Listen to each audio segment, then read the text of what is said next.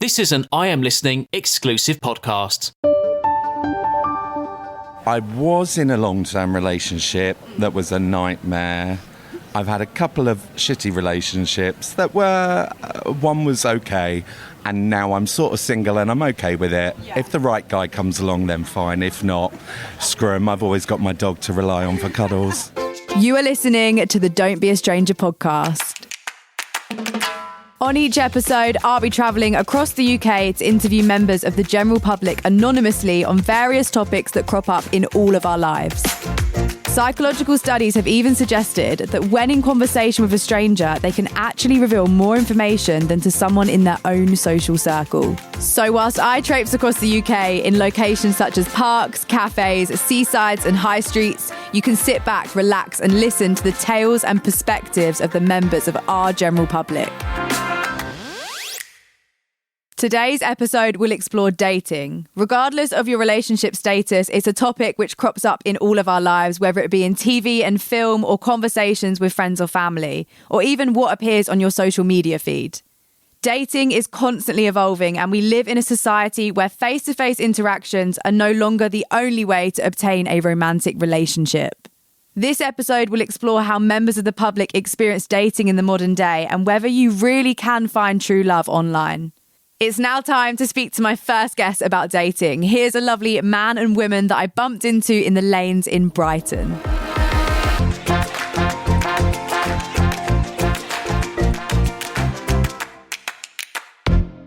I've assumed that you're a couple. I'm wrong. I'm very wrong. Completely. I started to pick that up and then I was thinking, I'm wrong here. I am very wrong here. We're a couple in that we co-parent a dog. Yeah, we co-parent Oh my God. a dog, yeah. We are co-parents. Co-parents? I've never heard of that before. Yeah, Brighton. Yeah, you know. So I'll start with you if that's all right. Are you currently in a relationship or are you single Pringle and ready to mingle? I'm single, dingle, and so desperate to mingle, it's untrue. What's that new term? I'm inoculated, vaccinated, can't wait to get penetrated. I haven't heard that before. Maybe that's a Twitter gay thing, I don't know. Oh, I love it. Is that because you want to be single? Or is it just you haven't found the right person? I was in a long-term relationship that was a nightmare. I've had a couple of shitty relationships that were, one was okay, and now I'm sort of single and I'm okay with it. Yeah. If the right guy comes along, then fine. If not, screw him. I've always got my dog to rely on for cuddles. As a poor parent, I love that. As a parent, yeah. Do you believe in soulmates? Yeah, but I don't think that there's just one for every person. I think you can have more than one. Yeah. Yeah. So what about, like, this is a bit of a cliche, but love at first sight? Oh, definitely. Yeah. Especially, and lust at first sight, really more so. But yeah, you can fall in love with someone, like, in the blink of an eye. You can easily fall out of love with that person again, though, if you're not careful. What do you mean by if you're not careful? Well, it takes more than just good sex and, like, seeing someone. You can fall in love really, really quickly and really easily, but if there's nothing else to base a relationship on, you can fall out of love with that person again. This is a bit of a weird one. I don't know if this is something that I've got in my head or I've just heard from my friendship circle. It's a general thing, like getting into relationships at a young age. So I've heard some people say don't get into a relationship in your 20s or anything like that. What's your opinion on relationships at a young age? They might not last, but they could be amazing. I think it's different for everyone, right? I think as long as you don't expect too much from any situation that you're in. Yeah. Go in with a positive outlook if you can. Be optimistic, but just don't expect too much from anyone or anything, and always have a way to rely on yourself. I think being in a relationship should be like an add-on, rather than you like relying on that person. You can be by yourself and it's just like an add-on. Absolutely. Codependency is not a good thing. You need to be happy with yourself, and then the other person should be happy with that. Yeah. And you should also, this is something I've learned from my own past errors, so many of them, is that whatever you do, don't let your friends go.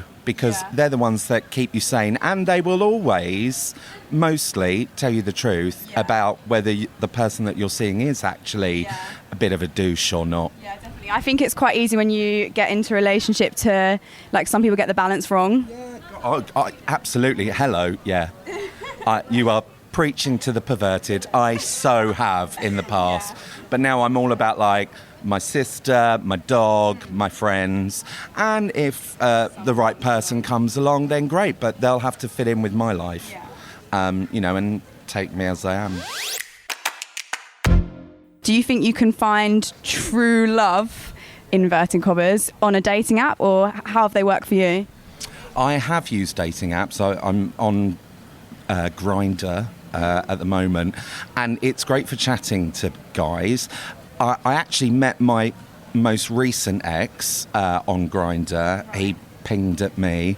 That was the start of a pingdemic and a half. So I met him through that, and we were together for a year. And I really care about him. We're actually good friends still. But it didn't last. We were only together for a year. But then the pandemic happened, and we were living together at the time. Yeah, no, that was... It played itself out either way. Yeah, that's because he was a bit of a child at 31, so... That's the thing, I've learned age means nothing. Oh, God, yeah, it really doesn't. Because I'm an absolute twat most of the time. And I'm 46. I know I look a lot... I was about to say, are you? I really am. Bless you. I'll pay you that £5 later. Do you have any dating advice or wise words that you would give your younger self? Oh, God, don't go out with... Sorry, that was a long-term ex that was really abusive. He was really abusive. Oh, God. Anybody that listens to your podcast now is going to go, I recognise that voice. Oh, I know that ex. I can take it out. I can bleep it. He's not wrong. Just keep your head and don't lose your friends. Yeah. Don't let your friends slip. Keep a balance. I absolutely loved this interview and how positive this guy was and his advice was, even though it's clear he's had his ups and downs in dating over the years. So now that I'd worked out that the lady he was with was not his romantic relation and was his fellow co-pawrent, let's take a look and see what she has to say about her experience of dating. Are you ready to rock and roll? So are you currently in a relationship? I am. Yes. So how long have you been together for? 4 and a bit years. It's a fairly long time. How did you meet? I bought him off the internet through an app. Yeah, like a sort of ethical Thai bride. Yeah. Okay. So I was about to go on to that. So you believe in them, that they work? I love them. I do. With the first time I got into a long-term relationship, they weren't really much of a thing. And then the first time I sort of found myself single, say, 10 years or so ago, most of my friends had met their partners that way.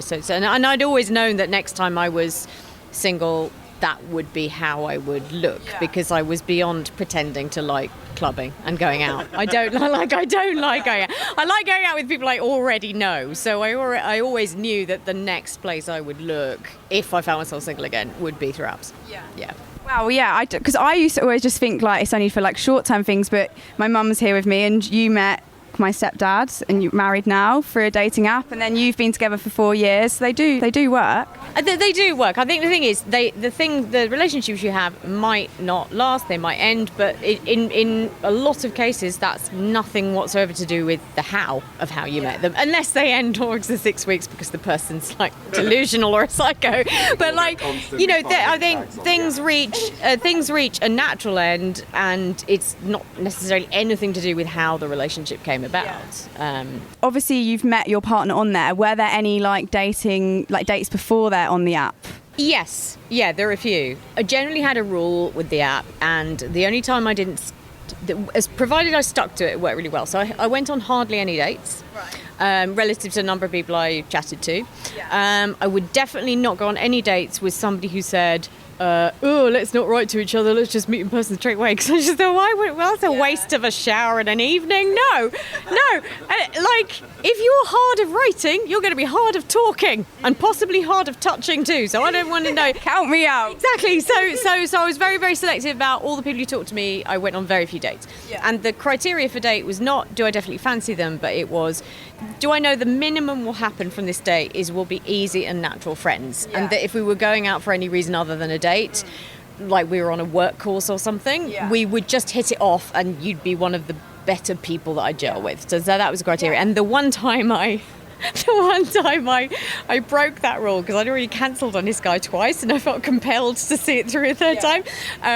It was a bad date. Oh, no. That's the thing, you follow your gut. You knew from those 2 cancellations. Well, the thing is, I cancelled twice because of work, but then by the time I cancelled, more texts had been exchanged and there had already been multiple red flags in the text that made me think, okay, no. For example, I think he was a business consultant, but he talked more like a kind of crap DJ, and he said that he liked brains as well as boobs. You're joking. Like, those are the two, as if that made him like an incredibly deep Renaissance man. I mean, it wasn't out of nowhere. He just said, I'm not shallow. I like brains as well as boobs. Boobs or bum? Brains. Exactly, but it was just like a man saying, I like blonde. I like blondes. I like blondes as well as brunettes. I'm very diverse. Yeah, so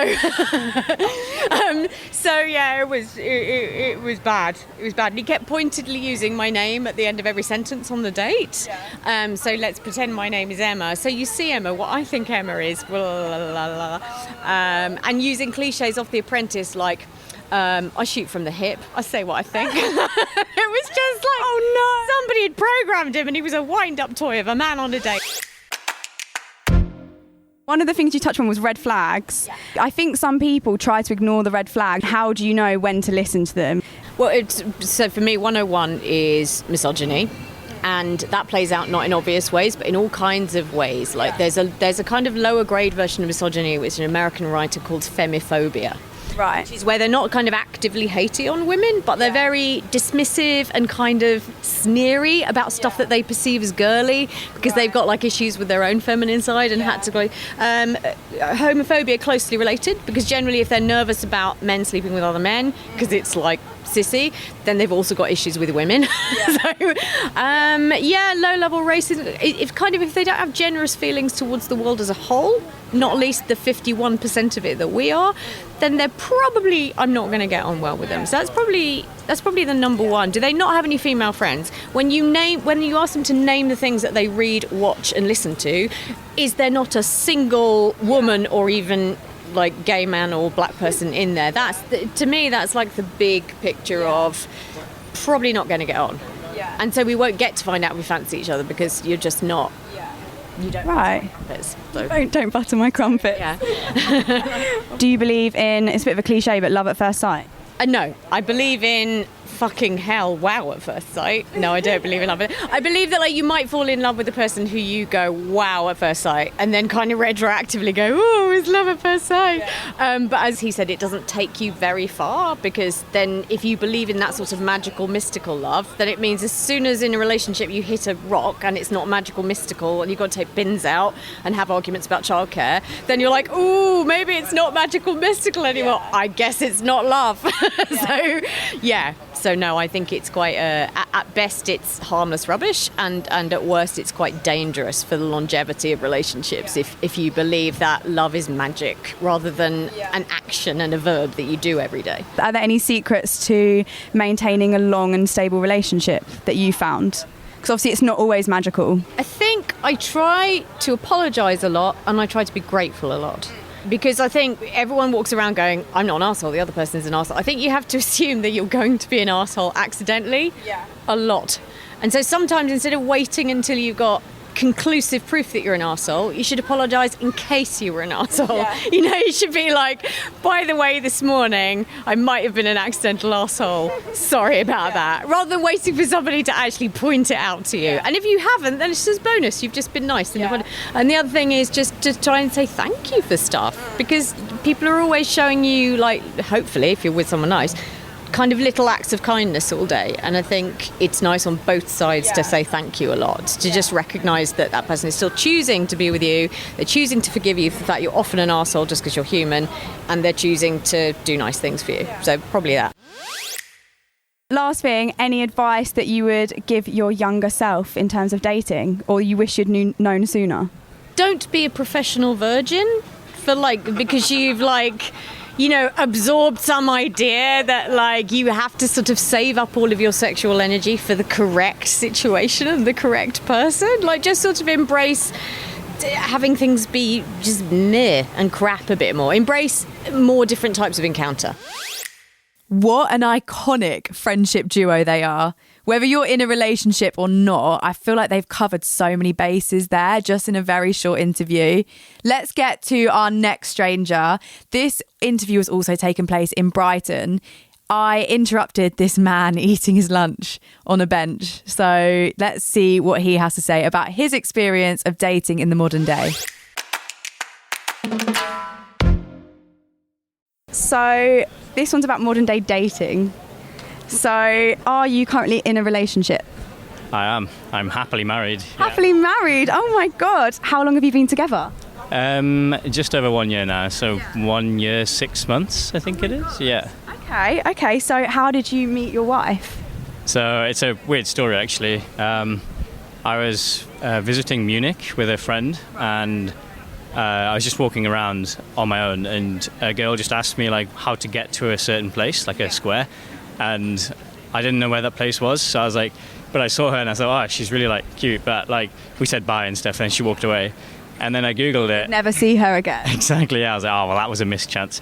And then I googled it on Google Maps, and I actually know where that place is. I've just come from there. So I then thought, oh, wouldn't it be cool if I saw her again? Yeah. And then I could be I know where that place is.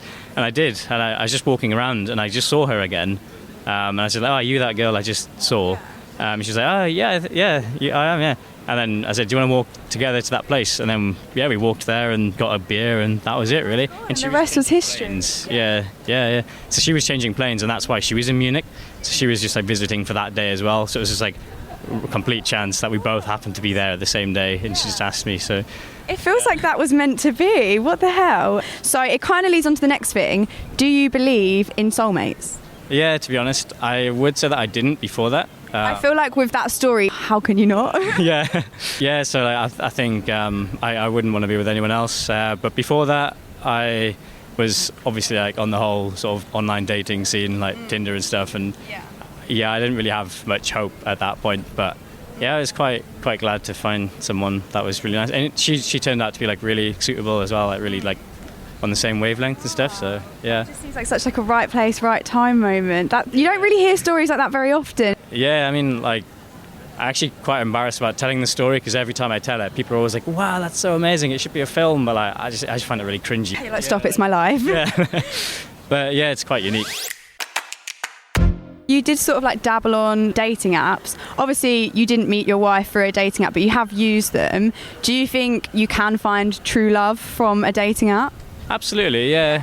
I mean, obviously the good thing about dating apps is they have algorithms, so they figure out who you're most suited to. Yeah. And I mean, when I was on there, I did find some nice people, but I think a lot of the time when people are on Tinder, they maybe not looking for often not looking for a long-term relationship, so that kind of ruins it a little bit. But was that about 50% of the people? Yeah, if not more. Yeah. So but I do know I've got good friends who are both met on Tinder, so and they've been together for years. So yeah, it's definitely a way of finding a soulmate.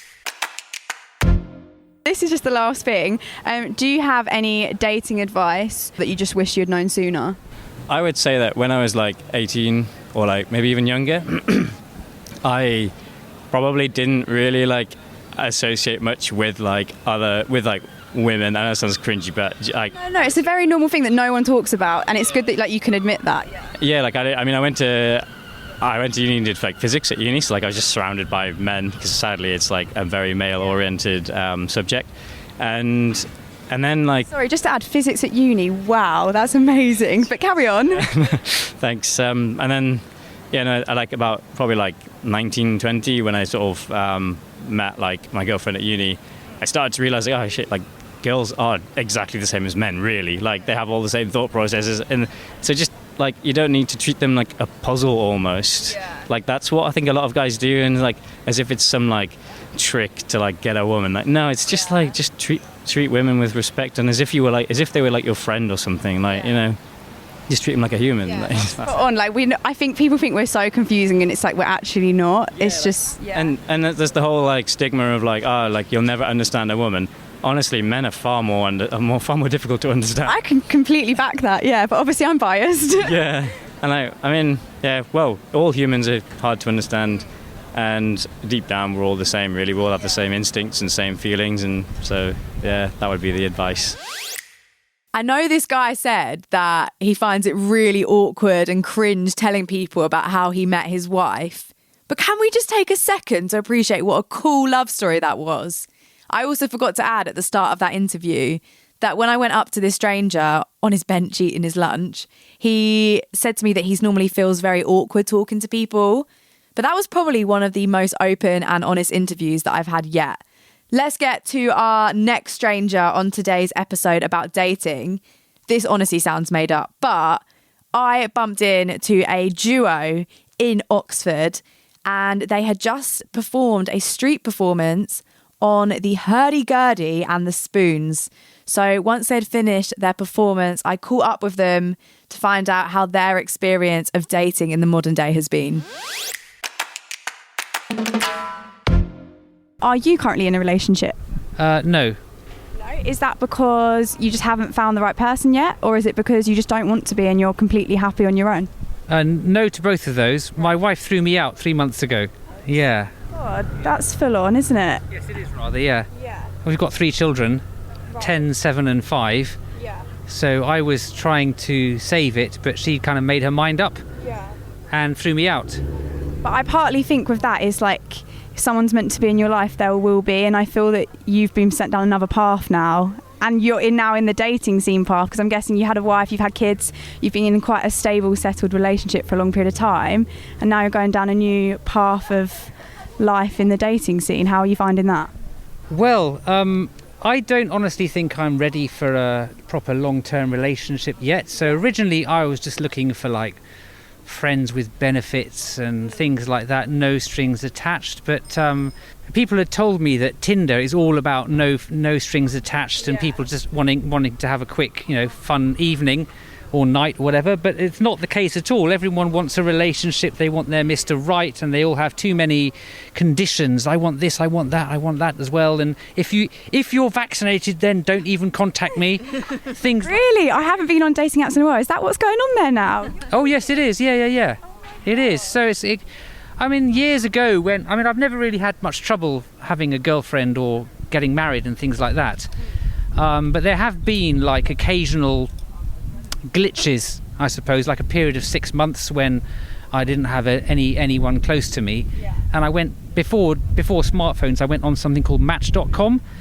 And that was a completely soul-destroying experience, because normally you get like maybe an 82% match with somebody and they go, oh, wow, you've made an 82% match, that's amazing. Then I found I actually had a 99% match with somebody. Oh, that's good for Match.com. Well, absolutely. I was wow. And I looked at her, she looked really pretty, and I wrote to her and I said, hey, we've made a 99% match. That's pretty cool. Maybe we should meet up for a coffee or something. She wrote back to say, I'm sorry, I only date guys in Oxford. You're kidding. No, I live in Reading, and it's like a half-hour drive. I could have done that. I've got a car. That's the thing. I get that you all have standards as an individual, but then it's how high do you set those standards, and that is probably the highest I've ever heard, to be honest. Well, yeah, it doesn't really work like that. We were talking earlier on with my friend here about the look of love. I was talking about somebody I was in love with, who I'd seen across a crowded room, right. And I can remember what she was wearing when I saw her for the first time. She can remember what I was wearing when I first saw her. Yeah. And that brought me on to a theory that I have about dating and all that. So if you like, for example, you meet somebody across a crowded room or just in the street or in a bar or something, you see them for the first time and go, oh, wow, and they see you as well, you've basically got 3 chances. Right. The first one is that coincidental meeting where you just see them. The second one, you don't do anything about it. You can't get their number or make any contact because they're just over there. hopefully you'll get a second meeting, which is a coincidence meeting. So you're walking down the road or in a bar. I remember you. I saw you that time, didn't I? Yeah. And then you have a conversation, you chit and chat and everything. By the end of that second, this is my advice to anyone, really. By the end of that second meeting, you should have arranged the third meeting. Right, okay. So you don't say like, well, I'll see you around. You say, well, I'll see you. How about we go out on Tuesday then?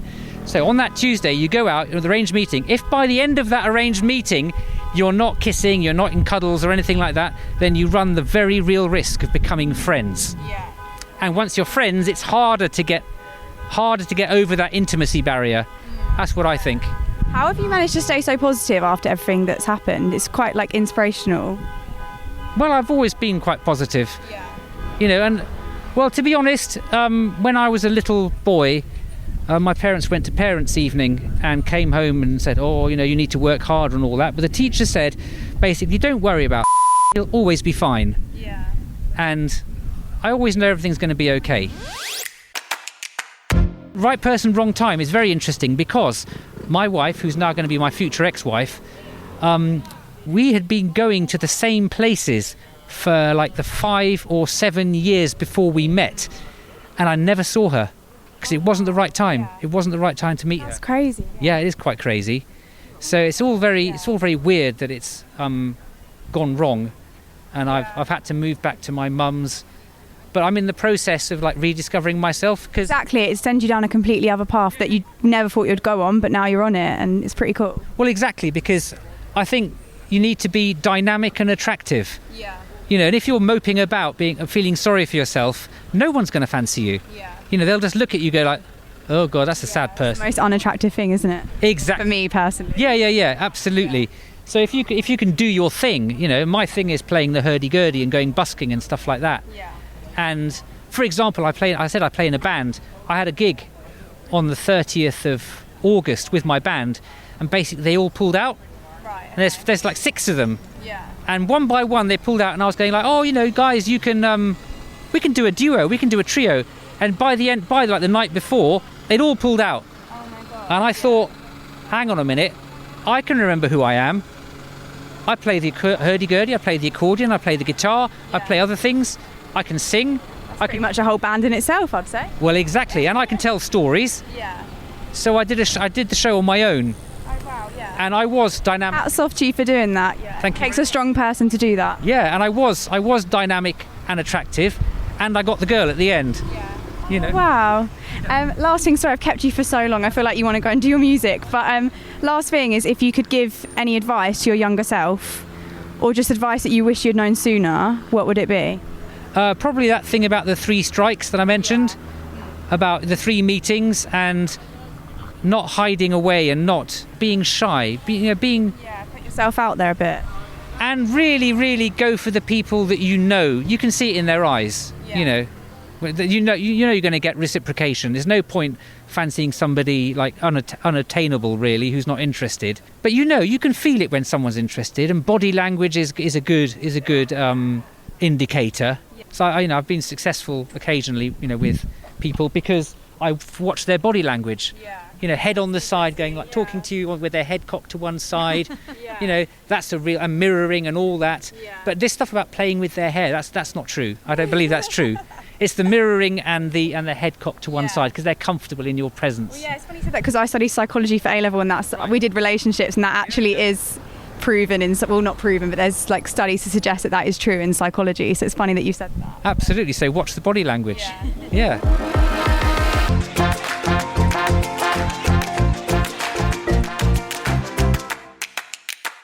I think today's episode goes to show that a stranger can actually reveal quite a lot of information. And if you've got this far, then I'm guessing you like the topic of dating, and you'll be pleased to know that there is a part 2 coming your way very soon.